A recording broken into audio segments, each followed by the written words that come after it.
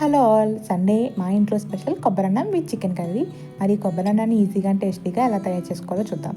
ముందుగా కొబ్బరి ముక్కలు తీసుకుని మిక్సీలో పేస్ట్లా చేసి కొబ్బరి పాలను అయితే తీసుకోవాలి. ఇప్పుడు స్టవ్ మీద కుక్కర్ పెట్టుకొని 2 టీ స్పూన్ల నెయ్యి వేసి అందులో మనం మసాలా దినుసులు కొద్దిగా వేసుకొని బాగా ఫ్రై చేసుకోవాలి. ఇలా ఫ్రై చేసుకున్న తర్వాత ఇందులోనే పచ్చిమిర్చి, ఉల్లిపాయలు, కరివేపాకు వేసుకుని ఫ్రై చేయాలి. ఇవి ఫ్రై అయిన తర్వాత 2 టీ స్పూన్ల అల్లం వెల్లుల్లి పేస్ట్ తీసుకుని పచ్చివాసన పోయేంత వరకు ఫ్రై చేసుకోవాలి. ఇలా ఫ్రై చేసిన తర్వాత ఇందులో మనం సాల్ట్, ధనియాల పొడి, కొద్దిగా గరం మసాలా వేసుకుని కలుపుకోవాలి. నేను 1 గ్లాస్ బాస్మతి రైస్ తీసుకుంటాను. వీటిని బాగా వాష్ చేసుకుని పక్కన పెట్టుకుందాం.